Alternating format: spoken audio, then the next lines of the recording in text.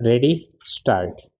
अध्यक्ष महोदय, मैं आपको एक और बात बतलाना चाहती हूँ और वह यह है कि कृषि विभाग को योजना आयोग ने बहुत गलत रास्ते पर बिठा दिया है। उन लोगों के पास लड़ने के लिए दम नहीं है और देश में खाद्यान्न का उत्पादन बढ़ाने के लिए जो योजनाएं चाहिए और उनके लिए जो धनराशि चाहिए वे उनको पूरी तरह संस्वीकृत नहीं करा पाते हैं। कृषि विभाग तो जमीन की तरह आधार होता है और उसी पर देश के लिए पर्याप्त अन्न पैदा करने का महान भार है। इसलिए यह बहुत आवश्यक है कि अधिक अन्न उपजाने के मार्ग में जो भी आवश्यक कदम यह विभाग उठाना चाहे उसमें किसी तरह की रुकावट न हो।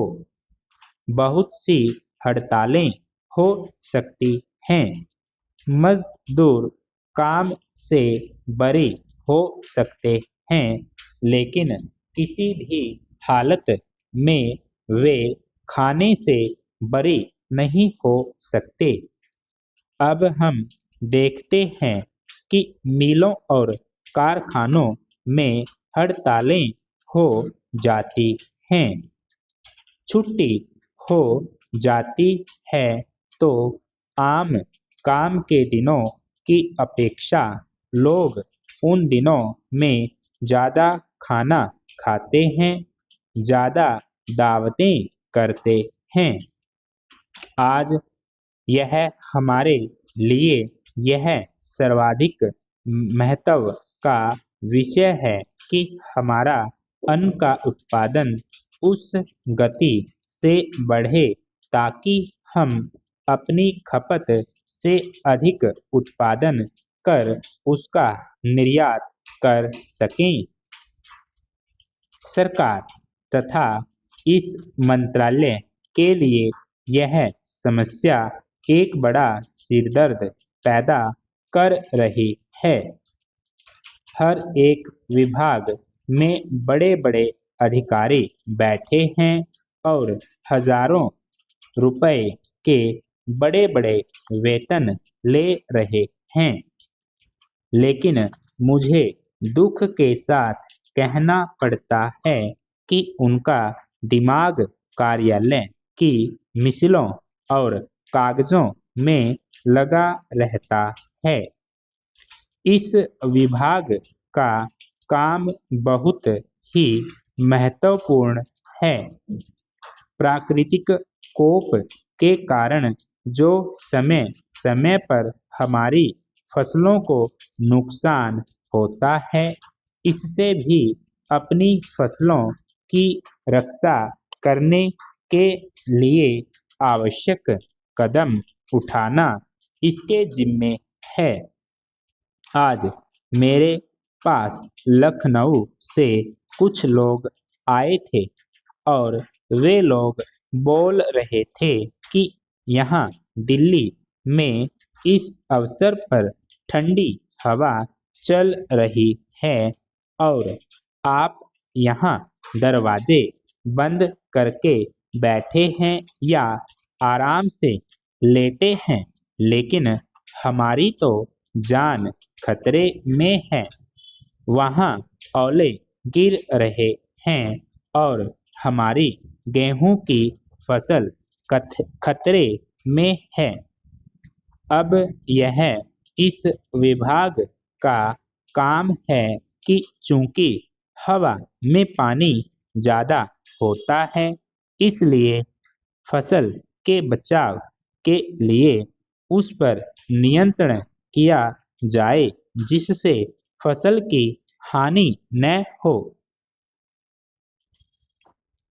अध्यक्ष महोदय, जिस भावना से मैंने यह बिल पेश किया है उसको विरोधी पक्ष के लगभग सभी सदस्यों ने एक मत से महसूस किया है कि देश में बेकारी की जो समस्या है वह एक भयंकर समस्या है और उसके कारण हमारे देश का विकास, चाहे वह सामाजिक हो, आर्थिक हो या सांस्कृतिक, रुका हुआ है और ऐसी स्थिति में हम आगे बढ़ नहीं सकते हैं। इसी प्रकार से इस परिस्थिति का निर्माण हम पिछले 54 वर्षों से देख रहे हैं। मंत्री महोदय ने यहाँ पर अभी कहा कि राष्ट्रपति इस काम को नहीं कर सकते हैं क्योंकि वह उनके अधिकार के बाहर है। आप राज्यों में राज्यपाल शासन स्थापित करते हैं।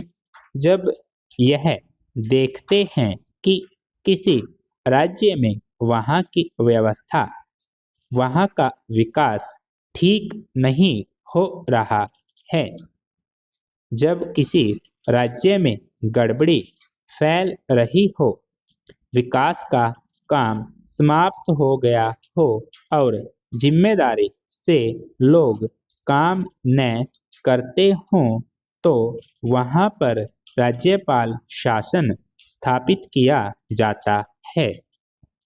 ऐसे बहुत से उदाहरण हमारे देश में मौजूद हैं।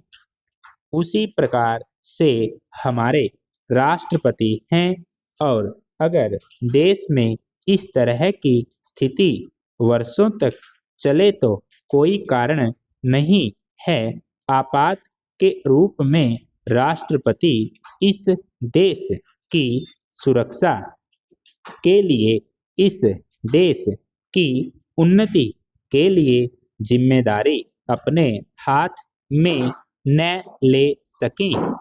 हमारे भाइयों ने बहुत से उदाहरण दिए हैं कि राज्यों में संयुक्त सरकारें नहीं चली, लेकिन उसके पीछे राजनीतिक हथकंडे थे।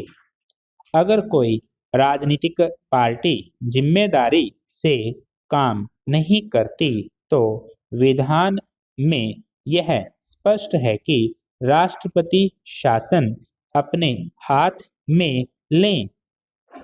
मैं एक उदाहरण देता हूँ कि संविधान में आदिवासी हरिजनों के उत्थान के लिए प्रण किया गया था कि 10 वर्ष में उनकी सामाजिक तथा आर्थिक स्थिति को सुधार देंगे, लेकिन यह सरकार उसमें भी असफल रही। उसको एक बार 10 वर्ष के लिए बढ़ाया गया और दोबारा फिर 10 वर्ष के लिए बढ़ाया गया। इसी तरह से उसको बढ़ाते जा रहे हैं, लेकिन उनकी आर्थिक और सामाजिक उन्नति आप नहीं कर पाए हैं।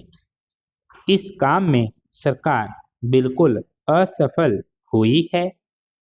पिछली बार सरकार पर अविश्वास का प्रस्ताव भी आया था और वह पास होने वाला था। इसलिए मेरा कहना है कि हमारे देश में यह जो बेकारी की समस्या है वह एक बहुत ही भयंकर समस्या है।